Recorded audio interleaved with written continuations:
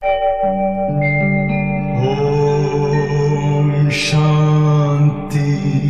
13 नवंबर 2022 प्रातः मुरली।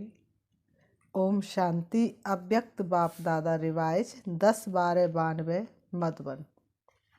आज की मुरली का टाइटल पूर्वज और पूज्य की स्मृति में रहकर सर्व की अलौकिक पालना करो। पूर्वज और पूज्य की स्मृति में रहकर सर्व की अलौकिक पालना करो। आज विश्व रचता बाप अपनी श्रेष्ठ रचना को देख रहे हैं। सर्व रचना में से श्रेष्ठ रचना आप ब्राह्मण आत्माएं हो, क्योंकि आप ही विश्व की पूर्वज आत्माएं हो। एक तरफ पूर्वज हो, साथ साथ पूज्य आत्माएं भी हो। इस कल्प वृक्ष की फाउंडेशन अर्थात जड़ आप ब्राह्मण आत्माएं हो। इस वृक्ष के मूल आधार तना भी आप हो, इसलिए आप सर्व आत्माओं के लिए पूर्वज हो। सृष्टि चक्र के अंदर जो विशेष धर्म पिता कहलाए जाते हैं, उन धर्म पिताओं को भी आप पूर्वज आत्माओं द्वारा ही बाप का संदेश प्राप्त होता है, जिस आधार से ही समय प्रमाण वो धर्म पिताएं अपने धर्म की आत्माओं प्रति संदेश देने के निमित्त बनते हैं। जैसे ब्रह्मा बाप ग्रेट ग्रेट ग्रैंड फादर है, तो ब्रह्मा के साथ आप ब्राह्मण आत्माएं भी साथी हो, इसलिए आप पूर्वज आत्माएं गाई हुई हो। पूर्वज आत्माओं का डायरेक्शन, पूर्वज आत्माओं का डायरेक्ट चाहे इनडायरेक्ट सर्व आत्माओं से कनेक्शन है। पूर्वज आत्माओं का डायरेक्ट चाहे इनडायरेक्ट सर्व आत्माओं से कनेक्शन है। जैसे वृक्ष की सर्व टाल टालियों का संबंध जड़ से व तना से जरूर होता है। चाहे किसी भी धर्म की छोटी व बड़ी टाल टालियाँ हो, लेकिन संबंध स्वतः ही होता है। तो पूर्वज हुए ना। आधा कल्प राज्य अधिकारी बनने के बाद फिर पूज्य आत्माएं बनते हो। आधा कल्प राज्य अधिकारी, आधा कल्प पूज्य आत्माएं।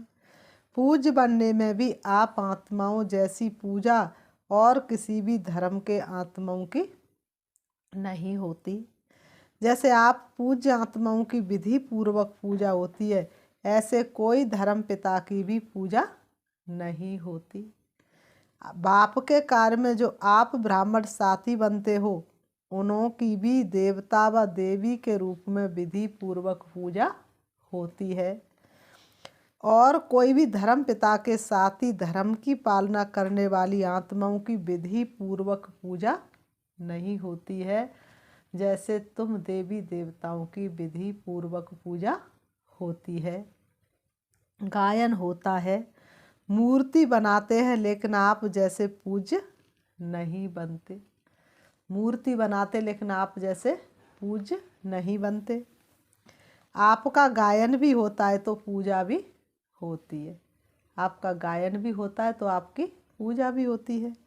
गायन की विधि भी आप ब्राह्मण आत्माओं की सबसे न्यारी है।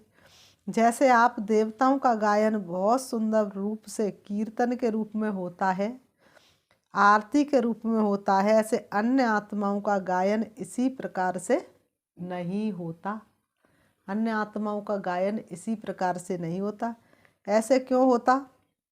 क्योंकि आप श्रेष्ठ रचना पूर्वज और पूज्य हो।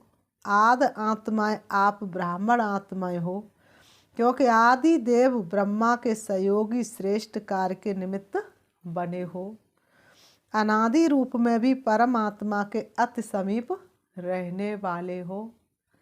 आत्माओं का जो चित्र दिखाते हो, उसमें सबसे समीप आत्माएं कौन सी दिखाते हैं? उसमें आप हो।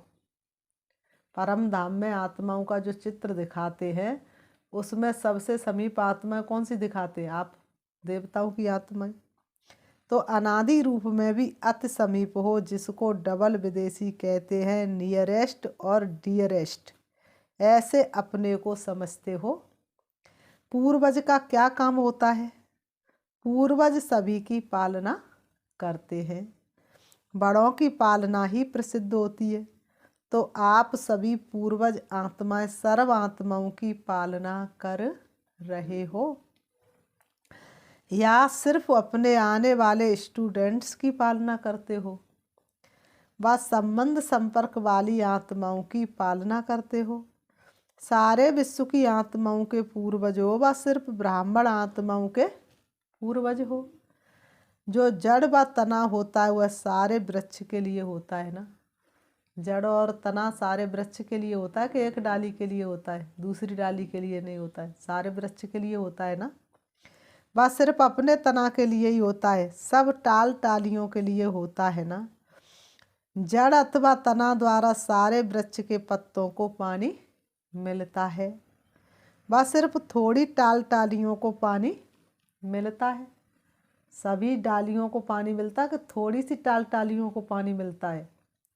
सबको मिलता है ना, लास्ट वाले पत्तों को भी मिलता है।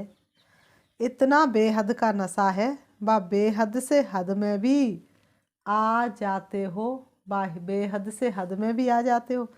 कितनी सेवा करनी है, हर एक पत्ते को पानी देना है। कितनी सेवा करनी है, हर एक पत्ते को पानी देना है। अर्थात सर्व आत्माओं की पालना करने के निमित्त हो। किसी भी धर्म की आत्माओं को मिलते हो व देखते भी हो तो हे पूर्वज आत्माएं ऐसे अनुभव करती हो, हे पूर्वज आत्मा ऐसा अनुभव करती हो कि ये सब आत्माएं हमारे ग्रेट ग्रेट ग्रैंड फादर की वंशावली है। हम ब्राह्मण आत्माएं भी master great great grand father हैं, अर्थात पूर्वज ये सब हमारे हैं। बस सिर्फ ब्राह्मण आत्माएं हमारी हैं। जब भाई भाई कहते तो आप पूर्वज आत्माएं बड़े भाई अर्थात बाप समान हो। भाई भाई कहते तो आप पूर्वज कौन हो? बड़े और बाप समान। इस स्मृति को ही प्रैक्टिकल लाइफ में अनुभव करना है और कराना है। आप सभी पूर्वज आत्माओं की पालना का स्वरूप क्या है? लौकिक जीवन में भी पालना का आधार क्या होता है? लौकिक जीवन में भी पालना का आधार क्या होता है?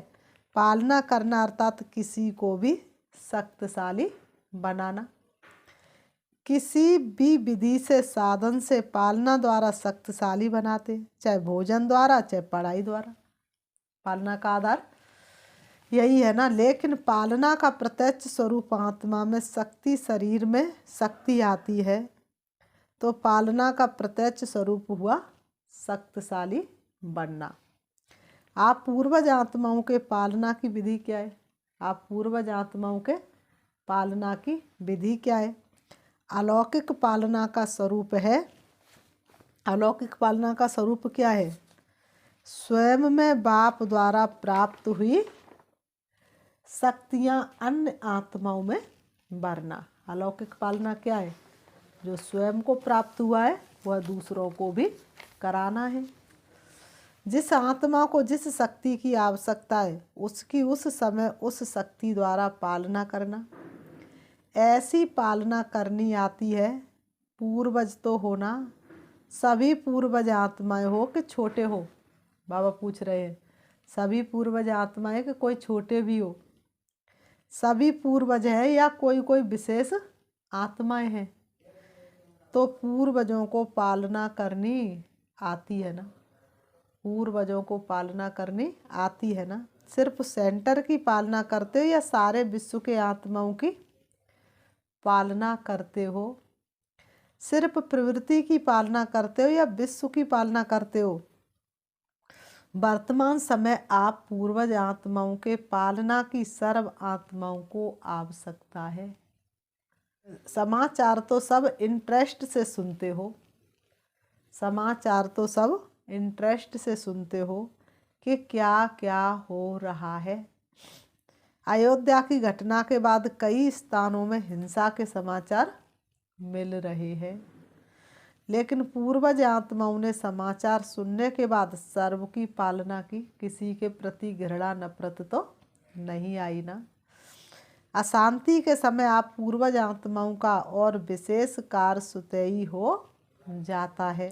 तो हे पूर्वज अपने पालना की सेवा में लग जाओ।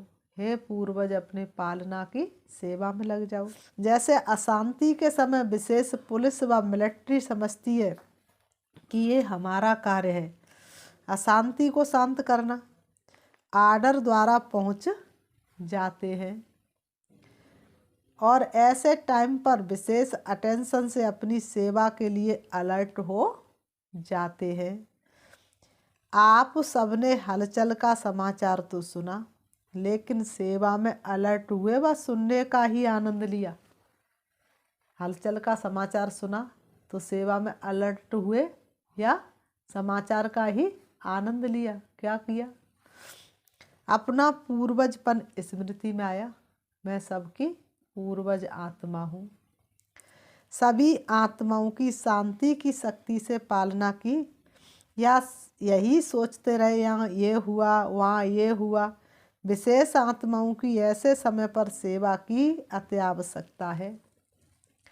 अपनी वृत्ति द्वारा मनसा शक्ति द्वारा विशेष सेवा की बात जैसे विधि पूर्वक याद में रहते हो, सेवा करते उसी रीति ही किया।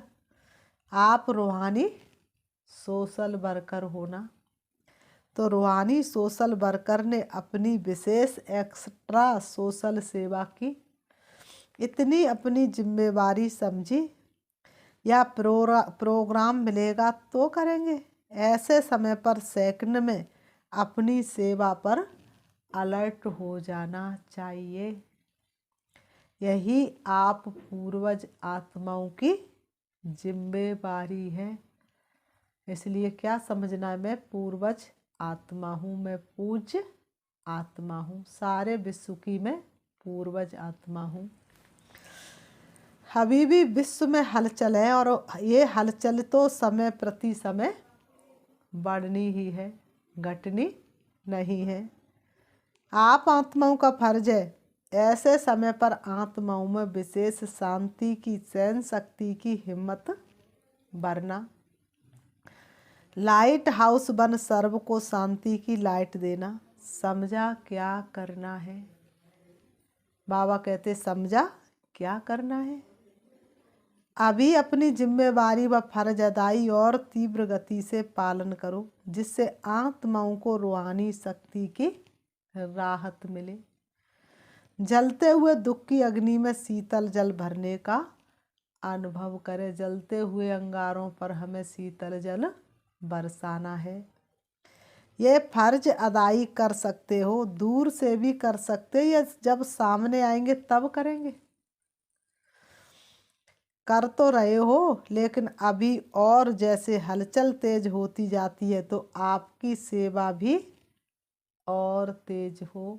यहाँ बैठे हुए विदेश में भी मोबाइल से बात हो सकती है ना, तो बताओ विदेश में बात मोबाइल से हो सकती है तो क्या यहाँ बैठ करके आप विदेश की आत्माओं को, दूर बैठी आत्माओं को शक्ति नहीं दे सकते? समझा पूर्वजों की पालना क्या है। ऐसे नहीं कि पूर्वज हैं लेकिन पालना नहीं कर सकते। पूर्वज का काम ही है पालना द्वारा शक्ति देना। श्रेष्ठ शक्तिशाली स्थिति द्वारा परिस्थिति को पार करने की शक्ति अनुभव कराओ।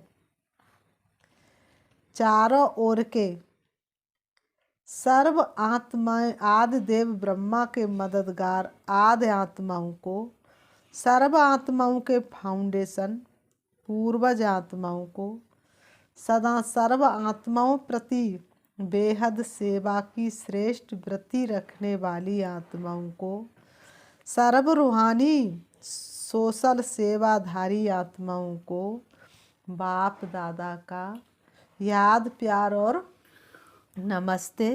रूहानी हम बच्चों की रूहानी बाप दादा को याद प्यार और नमस्ते नमस्ते नमस्ते। दादियों से मुलाकात।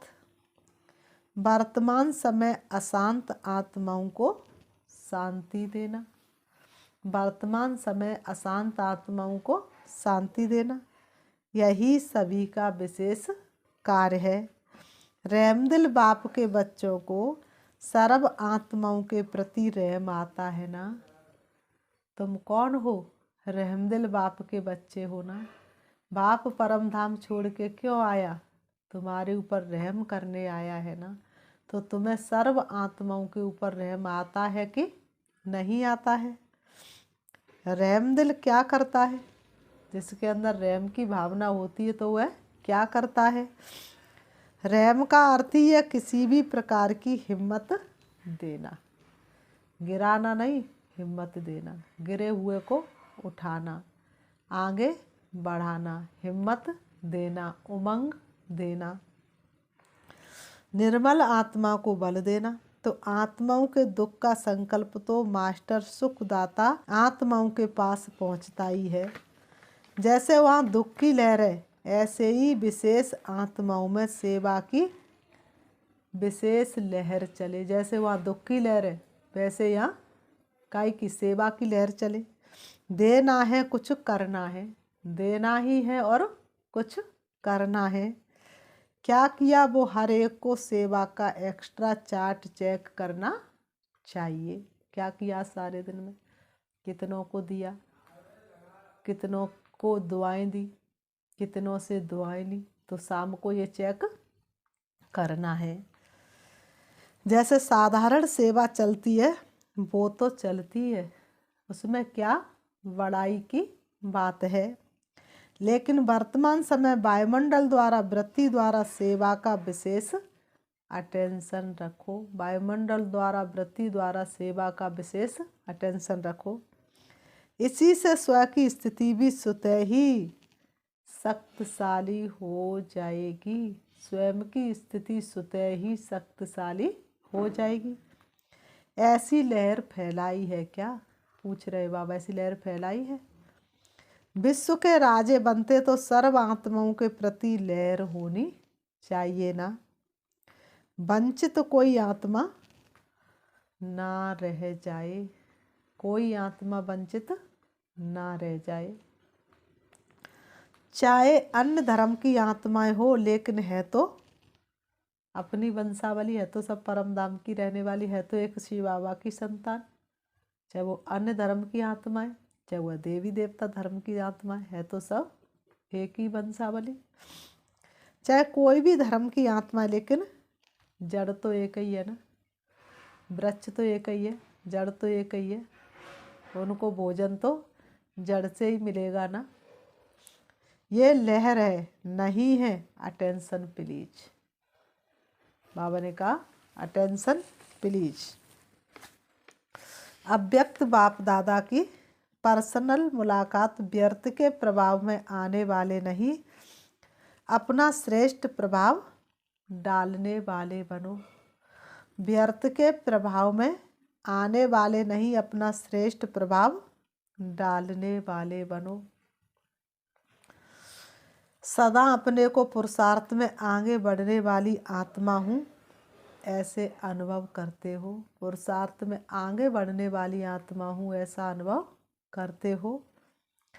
पुरुषार्थ में कभी भी ठहरती कला, कभी उतरती कला, ऐसा नहीं होना चाहिए। कभी ठहरती कला और कभी उतरती कला, ऐसा नहीं होना चाहिए। कभी बहुत अच्छा, कभी अच्छा, कभी थोड़ा अच्छा, ऐसा नहीं। कभी बहुत अच्छा, कभी अच्छा, कभी थोड़ा अच्छा, ऐसा नहीं। सदा बहुत अच्छा, क्योंकि समय कम है, वक्त है कम। लंबी मंजिल तुझे तेज कदम रखना होगा और संपूर्ण बनने की मंजिल श्रेष्ठ है। तो अपने भी पुरुषार्थ की गति तीव्र करनी पड़े। पुरुषार्थ के तीव्र गति की निशानी है कि वह सदा डबल लाइट होगा, किसी भी प्रकार का बोझ अनुभव नहीं करेगा। चाहे प्रकृति द्वारा कोई परिस्थिति आए, चाहे व्यक्ति द्वारा कोई परिस्थिति आए, लेकिन हर परिस्थिति स्व स्थिति के आगे कुछ भी अनुभव नहीं होगी।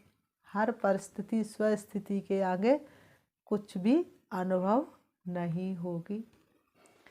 स्व स्थिति की शक्ति पर स्थित से बहुत ऊंची है। क्यों? ये स्व है और वह पर है। स्व स्थिति पर स्थिति, तो वह स्व है और वह पर है। अपनी शक्ति भूल जाते हो तब ही परिस्थिति बड़ी लगती है। अपनी स्थिति भूल जाते तब परिस्थिति बड़ी लगती है। सदा डबल लाइट करती है कि लाइट अर्थात ऊंचे रहने वाले। हल्का सदा ऊंचा जाता है, हल्की चीज़ सदा ऊंची जाती है ना। बोझ वाला सदा नीचे जाता है। आधा कल्प तो नीचे ही आते रहे हो ना, लेकिन अभी समय है ऊंचा जाने का। तो क्या करना है? सदा ऊपर। शरीर में भी देखो तो आत्मा का निवास स्थान कहाँ है? ऊपर है ना। शरीर में भी आत्मा का निवास स्थान कहाँ है? ऊपर, भ्रकुटी में चमकता सितारा। पाँव में तो है नहीं, आत्मा पाँव में तो नहीं है ना, भ्रकुटी में है ना।